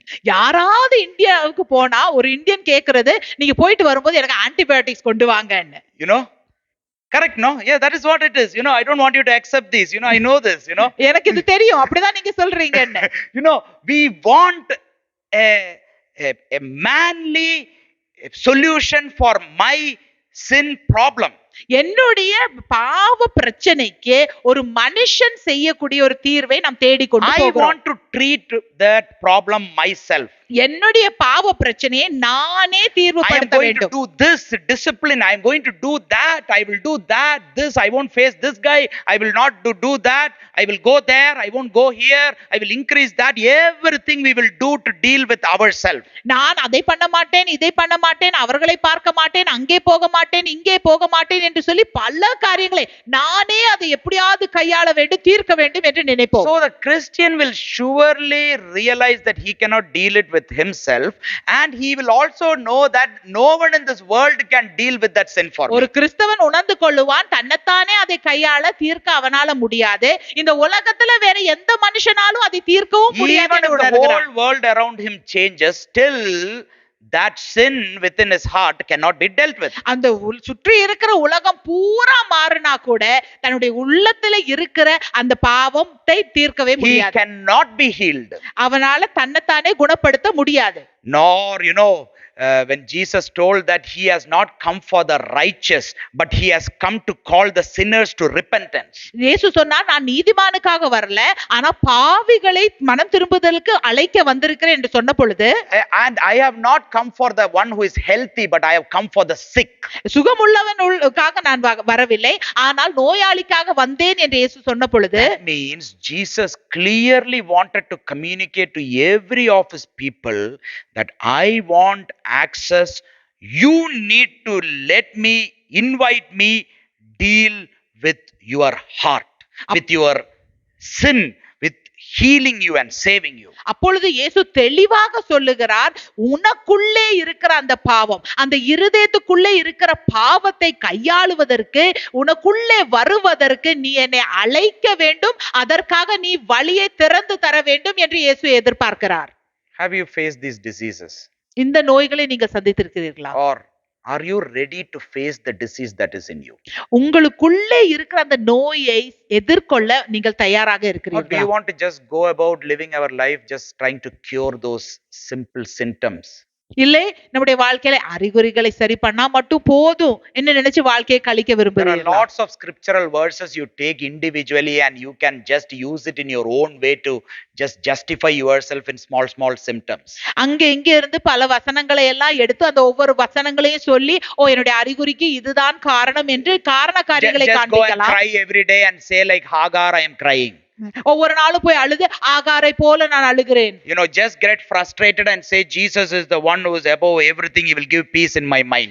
எதற்கோ குறித்து நான் கவலைப்பட்டு கொண்டே இருந்து, இயேசுதான் எல்லாவற்றுக்கும் மேலே இருக்கிறார், அவர் எனக்கு சமாதானம் தருகிறார் என்று Without சொல்லி, even the slightest of intention of looking into the disease that is there in your heart. நம்முடைய இருதயத்துக்குள்ளே இருக்கிற அந்த நோயை பார்க்க எந்த விதமான ஒரு நோக்கமும் இல்லாமல் நாம் அதை Why are செய்யலாம். you getting angry all the time? நான் ஏன் எப்பொழுதும் Why are you கோபமாய் getting இருக்கிறேன்? frustrated? எனக்கு ஏன் Why எப்பொழுதும் are you மூர்க்கம் depressed இருக்கு? all the time? எப்பொழுது ஏன் நான் Why are you அழுத்தத்தில் anxious இருக்கிறேன்? all the time? எப்பொழுது எனக்கு டென்ஷனா Why are இருக்கு? you always not able to trust? ஏன் எனக்கு நம்பிக்கை வர முடியாது? Why are you always downtrodden? எப்பொழுதும் நான் Why are you அழுத்தமாகவே always ஏன் low? இருக்கிறேன்?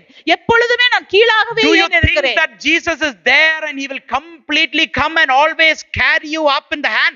He wants to deal with the disease that is in you first. நீங்கள் நினைக்கிறீர்களா இயேசு அப்படியே வந்து தன்னுடைய கரங்களால உங்களை தூக்கி அப்படியே மேலே எடுக்குவார் என்று? ஆண்டவராகிய இயேசு உங்களுடைய இருதயத்திலே இருக்கிற நோயை கையாள விரும்புகிறார். Heal me, O Lord, that I will be healed. கர்த்தாவே என்னை குணமாக்கும், அப்பொழுது நான் See, குணமாவேன். there is only one assurance you can have for healing. குணமாக்குதலுக்கு ஒரு உறுதிதான் நமக்கு இருக்கிறது. When Jesus went and touched anyone, they were all healed. இயேசு போய் யாரையெல்லாம் தொட்டாரோ அவங்களுக்கு எல்லாம் சுகம் கிடைத்தது. But we have went and touched and prayed for many people. Might be about 10% or 20% have got healed. Remaining have dead with the sick. இப்போ நாம வந்துட்டு பல பேர்களை தம் கரத்தை தொட்டு ஜெபித்திருக்கோம். ஒரு 10 இல்ல 20% குணமடைந்தார்கள், பாக்கி எல்லாம் இறந்து போய்விட்டார்கள். Yeah, some of them சில பேருக்கு இறந்து are not cured. சிலருக்கு சுகம் கிடைக்கல. When we are basing this only on our physical healing, you need to know that when you go to the Lord with dealing with the sickness and illness of your heart, it is 100% healing.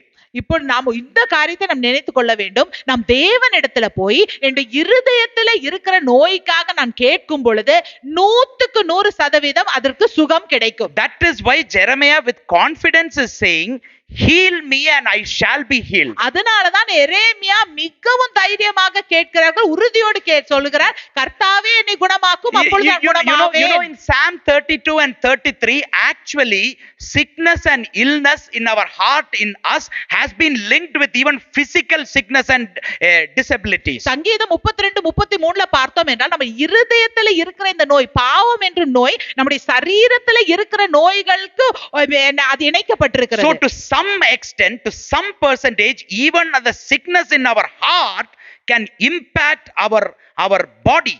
நம்முடைய இருதயத்துல இருக்கிற, I'm not saying everything, to some extent as percentage. நம்முடைய இருதயத்துல இருக்கிற பாவம் ஒரு கொஞ்சம் சதவீதமாவது சில வேளை நம்முடைய சரீரத்துல இருக்கிற நோயோடு கூட இணைந்து இருக்கிறது. You know, King David is shouting and saying, because I'm keeping silent in my situations, my bones are getting wasted away. He is saying this is happening for years in him. அப்போ தாவீது சொல்லுகிறார், நான் பொறுமை அமைதியாக இருக்கிறதுனால, பேசாம இருக்கிறதுனால என்னுடைய சரீரத்துல இருக்கிற எலும்புகள் அழுகி போகிறது என்று. Unless you hold your face right in front of God and speak to your Lord about your heart, நாம் நம்முடைய முகத்தை தேவனுடைய முகத்துக்கு நேராக வைத்து நம்முடைய இருதயத்தை குறித்து நாம் பேசவில்லை என்றால், rather than spending time and going and bringing others face in front of God, அடுத்தவங்களுடைய முகத்தை கொண்டே தேவனுக்கு முன்பாக வைக்கிறதை விட்டு, situation and surrounding in front of God, மற்ற சூழ்நிலைகளை கொண்டே தேவனுக்கு முன்பாக வைக்கிறதை விட்டு, take your face and go and speak to the Lord about your heart. உங்களுடைய என்னுடைய முகத்தை, நாம் நம்முடைய முகத்தை எடுத்துக்கொண்டு நம்முடைய இருதயத்தை குறித்து தேவனிடம் பேசுவோம். Help God analyze you. நம்முடைய தேவன் நம்மை ஆராயட்டும். Help God diagnose you. தேவன் நம்முடைய நோய் என்ன என்று கண்டுபிடிக்கட்டும். Then he can heal you. அப்பொழுது அவர் நம்மை சுகமாக்குவார். And the symptoms will reduce. அப்பொழுது அறிகுறிகள் குறையும். Things that was ruling our life can now be put to an end. நம்முடைய வாழ்க்கை ஆண்டு கொண்டு இருக்கிற காரியங்கள் இப்பொழுது முடியும். Let's all rise to our feet. நம்ம எழுந்து நிற்போமா? The healer wants to just come and touch you today. நம்முடைய சுகமாக்கும் தேவன் இப்பொழுது உங்களை வந்து தொட விரும்புகிறார். He wants to rule over this place. அவர் இந்த இடத்தை ஆளுகை செய்ய விரும்புகிறார். He just wants to hover over you. உங்கள் மேலே அசைவாட விரும்புகிறார். He is the one who sees your face. அவர்தான் உங்களுடைய முகத்தை பார்க்கிறார். He sees what you bring to him in front of him. அவருக்கு முன்பாக கொண்டு வருகிறதை அவர் காண்கிறார். He wants you to now bring your heart in front of him. இப்பொழுது உங்களுடைய இருதயத்தை அவர்களுக்கு முன்பாக கொண்டு வர விரும்புகிறார். He wants you to now see that you are ill and sick and diseased, so that he can now touch you. நீங்கள் அறிந்து கொள்ள வேண்டும், நீங்கள் நோய்வாய்ப்பட்டு இருக்கிறீர்கள், அப்பொழுது அவர் உன்னை தொட முடியும். Might be this can be even a physical healing for you. அது ஒருவேளை உங்களுக்கு சரீரத்தின் ஒரு சுகமாக இருக்கலாம். You just bring yourself in front of the Lord.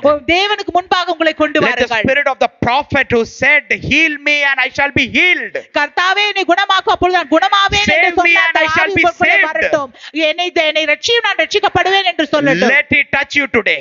அந்த தேவன் உங்களை தொடுவாராக. Let's lift up our hands today. நம்ம கைகளை உயர்த்தி, leave alone how you lived your life. நம்முடைய வாழ்க்கை எப்படி வாழ்ந்தோமோ leave alone what you thought before. முன்னாடி என்ன நினைத்தோமோ today மறந்து is the day விடுங்கள். of salvation. இன்றைக்கு ரட்சிப்பின் நாள். today is the day of healing. இன்றைக்கு சுகத்தின் நாள். and he can do it right now for you. இப்பொழுதே அவர் செய்ய முடியும். he can pour out your spirit upon you. அவருடைய ஆவியை ஊற்ற முடியும். when you are going to submit to the Lord, அவருக்கு நீங்கள் கீழ்ப்படியும் பொழுது, now you say who you are to the Lord today. இப்பொழுது தேவனிடம் சொல்லுங்கள் நீங்கள் யார் என்று. don't hide anything. எதையும் மறைக்காதீர்கள். say who you are to the Lord. நீங்கள் யார் என்று தேவனிடம் சொல்லுங்கள். and the Lord will diagnose and touch you today. அப்பொழுது தேவன் அதை கண்டுபிடித்து come upon your church today, Lord. உங்களுடைய சபை மேல வாரும் தேவனே. heal your children today, Lord. ஆண்டவரே உங்களுடைய பிள்ளைகளை கையாளும் ஆண்டவரே. Lord, save your children today, Lord. ஆண்டவரே உங்களுடைய பிள்ளைகளை ரட்சியும் ஆண்டவரே. Lord, come and Lord diagnose and Lord give the solution to your children today, Lord. உங்களுடைய பிள்ளைகளிடத்தில் கண்டுபிடித்து நீர் let every block be opened in the life, Lord. ஆண்டவரே எல்லா கதவுகளும் திறக்கப்படட்டும் அப்பா. Lord, when the sin we want to be dealt, Lord. ஆண்டவரே அந்த பாவத்தை கையாளும் ஆண்டவரே. we hate sin, Lord. ஆண்டவரே பாவத்தை நாங்கள் வெறுக்கிறோம் அப்பா. Lord, we just want it out of our life. எங்கள் வாழ்க்கையிலிருந்து அது வெளியே போக வேண்டும். we want it to be,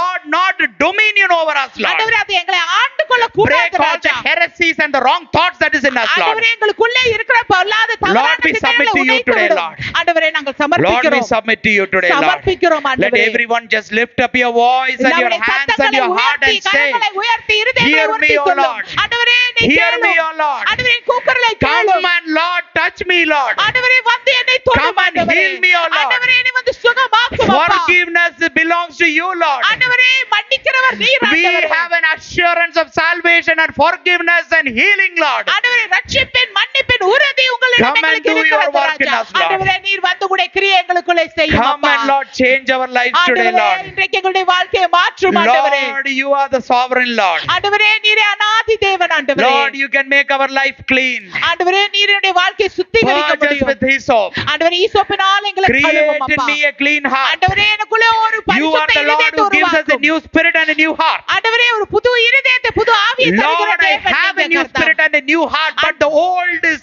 troubling me, Lord. ஆண்டவரே புது இதயம் புது ஆவி எனக்கு இருக்கு, ஆனா அந்த பழசு என்ன Lord, I am தொந்தரவுப்படுத்துது a new ஆண்டவரே. creation, but the old creation is troubling me, Lord. ஆண்டவரே நான் ஒரு புது சிருஷ்டி, ஆனா அந்த பழைய சிருஷ்டி என்னை தொந்தரவு செய்து Lord, the கொண்டிருக்கிறது Adam Raja. is troubling me, Lord. ஆண்டவரே அந்த ஆதாம் என்னை தொந்தரவு செய்து Lord, கொண்டிருக்கிறான் I அப்பா. am new in you, Lord. ஆண்டவரே உமக்குள்ளே நான் புதிதாக இருக்கிறேன் I Raja. want you to deal with my old. ஆண்டவரே என்னுடைய பழசை நீர் கையாள I வேண்டும் want you to ஆண்டவரே. strengthen me in my spirit. ஆண்டவரே என்னுடைய ஆவியிலே என்னை பலப்படுத்தும் Lord, ஆண்டவரே. release, Lord. ஆண்டவரே விடுதலை ஆக்கும் Lord, அப்பா. blessed is the one who does not trust in man.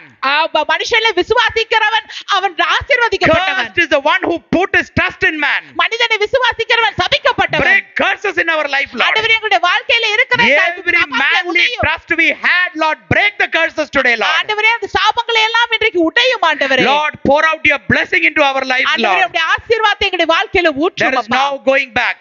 ஆண்டவரே நாங்க திரும்பி போகலாம் The Spirit ஆண்டவரே. of the living God, command, Lord, fill each and every one. ஆண்டவரே ஆவியானவரே நீர் எங்களை நிரப்பும் அப்பா. Submit, Lord. ஆண்டவரே நாங்க சமர்ப்பிக்கிறோம்.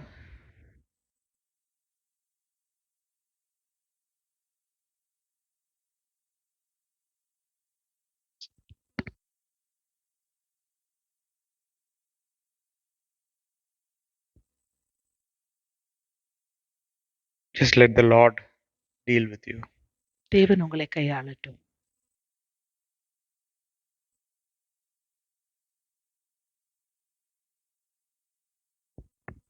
The word of the Lord is living and powerful, sharper than any two-edged sword. தேவனுடைய வசனமானது அது வல்லமை உள்ளதும் ஜீவன் உள்ளதும் இருபுறமும் கருக்குள்ள எல்லா பட்டயத்தை It பார்க்கலும் splits the கருக்கானது. soul from the spirits, it divides the joints from the marrows. அது ஆவியை Yeah. ஆத்துமாவையும் பிரிக்கிறது, ஊனையும் கணுக்கையும் பிரிக்கிறது. It judges the thoughts and intentions of your heart, and in front of him we are placed naked. Let the word of the Lord at this time diagnose. Give your life to the Lord Jesus today. நம்முடைய இருதயத்தின் நினைவுகளை எண்ணங்களை எல்லாம் தேவனுடைய வசனம் கையாளுகிறது. அது கையாள விடுங்கள். அவங்களுடைய வாழ்க்கையை தேவனுக்கு ஒப்பு கொடுங்க. There is no one who has given his life for the sins of you and me. உங்களுடைய என்னுடைய பாவங்களுக்காக வேற யாரும் தன்னுடைய ஜீவனை There is கொடுக்கவில்லை. no savior in heaven above or earth below other than the name of the Lord Jesus, who can deliver you from your sins, and he can diagnose and set your heart right today. மேலே வானத்திலும் கீழே பூமியிலும் உங்களுக்கான வேற ஒரு இரட்சகரும் இல்லை. அவர் ஒருத்தர் தான் உங்களுடைய நோயை கண்டுபிடித்து அதை தீர்க்க முடியும். If you want to give your life to the Lord today, இன்றைக்கு உங்களுடைய வாழ்க்கையை and if இயேசு your கொடுக்க first time வேண்டும் you are என்றார். saying, Lord, I want to give my life to you, Jesus, and you alone. முதல் முறையாக இயேசுவே நான் உங்களுக்கு என் வாழ்க்கையை கொடுக்கிறேன், உங்களுக்கு மட்டும் தருகிறேன் என்று முதல் முறையாக If that சொன்னார். is what you say, then you just say to the Lord, Lord, here I am. அப்பொழுது நீங்கள் தேவனிடம் சொல்லுங்கள், தேவனே நான் இங்கே இருக்கிறேன் என்று. Lord, I give my life to you. ஆண்டவரே என்னுடைய வாழ்க்கையை உங்களுக்கு தருகிறேன் என்று. Lord, mold me.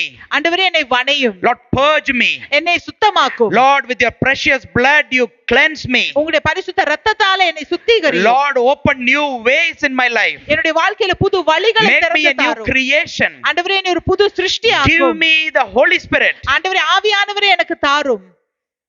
Let it be your cry today. இது உங்களுடைய கூக்குரலாக இருக்கட்டும் இன்றைக்கு. Don't take this lightly. இதை லேசாக எடுத்து விடாதீர்கள். I don't know how many opportunities more we will get. எனக்கு தெரியல இன்னும் எவ்வளவு வாய்ப்புகள் நம்மளுக்கு Might கிடைக்கும் be என்று. we'll get lots of opportunity. You might be lucky. ஒருவேளை நீங்க உங்களுக்கு நிறைய வாய்ப்புகள் கிடைக்கலாம், Might be you may not get any opportunities. இல்லை ஒரு வாய்ப்பு கூட கிடைக்காமல் இருக்கலாம். This is the day of salvation. இன்றைக்கு இரட்சண்ய நாள். Lord, we submit to you. ஆண்டவரே எங்களை நாங்கள் சமர்ப்பிக்கிறோம். Lord, have your way in us. ஆண்டவரே எங்களுக்குள்ளே நீர் கிரியை செய்யும். Deal with our hearts. எங்களுடைய இருதயத்தை கையாளும். Make us healthy. எங்களை சுகமுள்ளவர்களாக மாற்றும். Where the Spirit of the Lord is, there is freedom. எங்கே தேவ ஆவியானவர் உண்டோ அங்கே விடுதலை உண்டு. The Spirit of the one who raised Jesus Christ from the dead, when he dwells in us, he gives divine life to our mortal bodies. ஆண்டவராகிய இயேசு கிறிஸ்துவை மரித்தோரிலிருந்து எழுப்பின அந்த ஆவியானவர் நமக்குள்ளே இருக்கும் பொழுது நம்முடைய சரீரத்துக்கு சுகம் உண்டாகிறது. Lord, we just proclaim In the name of Jesus, we are healthy today. இன்றைக்கு இயேசுவின் நாமத்திலே நாங்கள் அறிக்கை இடுகிறோம், நாங்கள் சுகமுள்ளவர்களாக I am இருக்கிறோம் என்று. healthy today. இன்றைக்கு நான் சுகமுள்ளவனாய் I இருக்கிறேன். am having a healthy heart. இன்றைக்கு எனக்கு சுகமுள்ள ஒரு இருதயம் I உண்டு. have health in me.